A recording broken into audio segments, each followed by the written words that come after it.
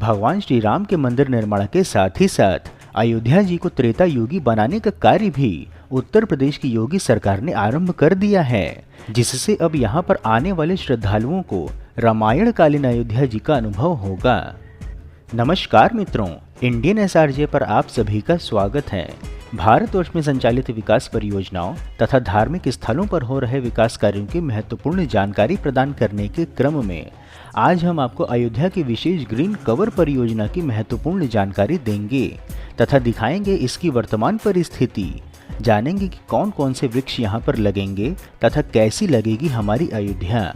तो मित्रों, संपूर्ण जानकारी पाने के लिए वीडियो को अंत तक अवश्य देखें।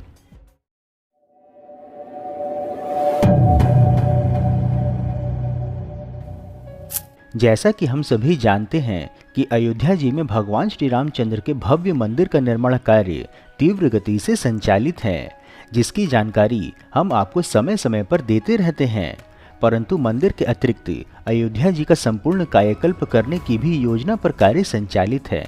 बता दें कि अयोध्या जी में ग्रीन कवर प्रोजेक्ट की परिकल्पना को लेकर कार्य आरंभ हो गया है, जिसके लिए रामायण काल के पेड़ अयोध्या में रोपित किए जाएंगे।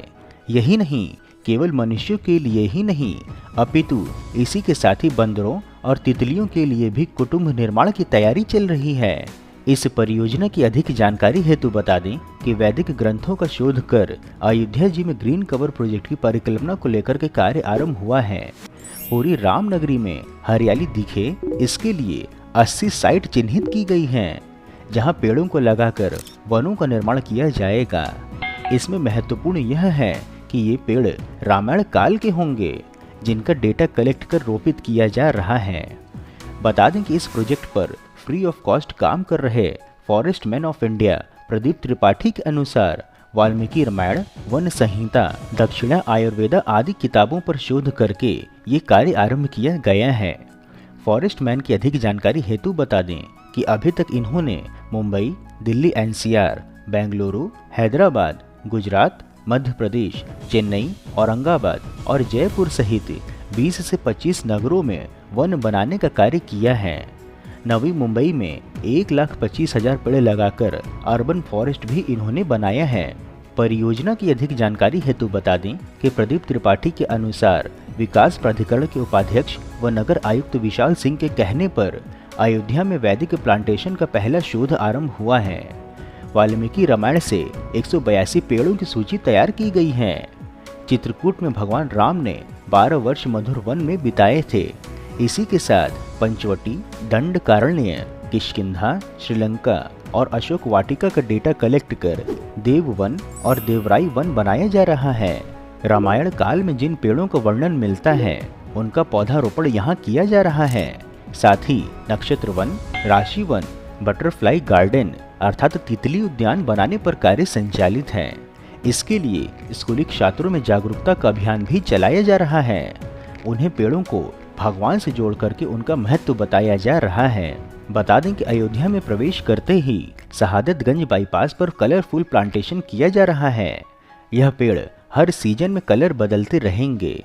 साकेतपुरी के ग्राउंड जनौरा बाईपास साईं दाता कुटिया पर 2,25,000 पेड़ का देवराई वन लगाया गया है। साथ ही सूर्यकुंड, तुलसी उद्यान, राजद्वार पार्क, नगर निगम के जितने भी पार्क हैं, वहां पर भी पेड़ों को लगाने का कार्य आरंभ हो गया है।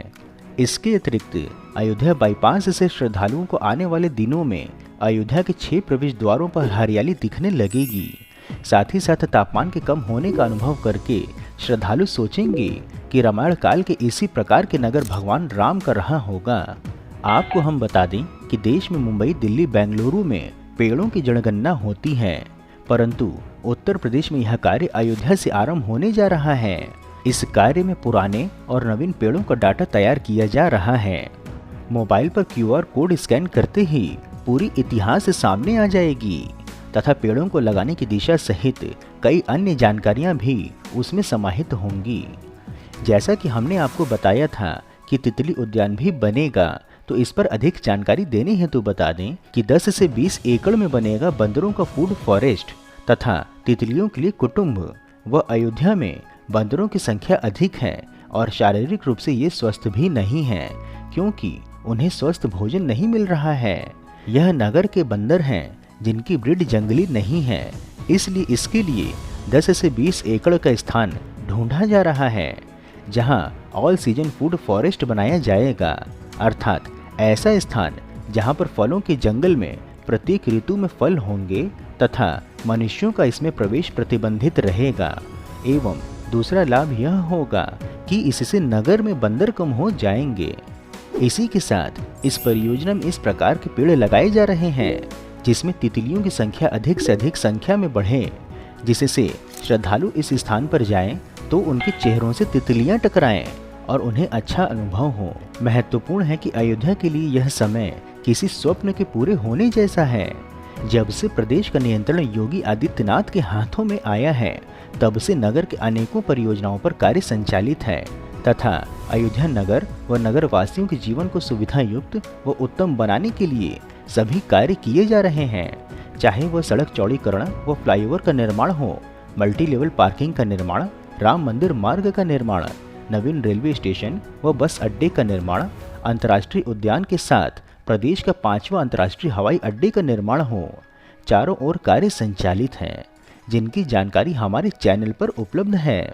यही नहीं, नगर के कुंडों व जलाशयों जैसे कि सीता कुंड, सूर्य कुंड, अग्नि कुंड, त्रिलोकी गंगा व विद्या कुंड आदि का भी जीर्णोद्धार किया जा रहा है, जिससे अयोध्या में जल संचयन ही नहीं होगा अपितु अयोध्या का प्राचीन इतिहास भी पुनर्जीवित होगा। वैसे आपका इस विषय पर क्या विचार है वह हमें कमेंट बॉक्स में लिख करके अवश्य बताएं। मित्रों, इस प्रकार से उत्कृष्ट वीडियो बनाने का एकमात्र हमारा उद्देश्य है कि देश में हो रहे विकास कार्यों की जानकारी आप तक सही स्वरूप में पहुंचे, क्योंकि देश व धर्म को बदनाम करने वाले अपनी मंशा को फलीभूत करने में लगे हुए हैं और इसके लिए उन्हें वेस्टर्न मीडिया व लेफ्टिस्ट के साथ एंटी इंडिया वालों का सहयोग भी हर प्रकार से मिल रहा है। परंतु हम यह सभी कार्य केवल और केवल अपने दम पर स्वेच्छा से कर रहे हैं, इसलिए आपका सहयोग व समर्थन अत्यंत आवश्यक है।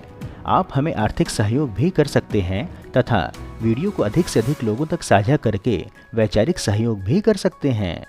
मित्रों, यदि आपको वीडियो में दी गई अयोध्या ग्रीन कवर प्रोजेक्ट की जानकारी पसंद आई हो तो जय श्री राम कमेंट बॉक्स में अवश्य लिखें एवं यदि कोई सुझाव हो तो वह भी बताएं।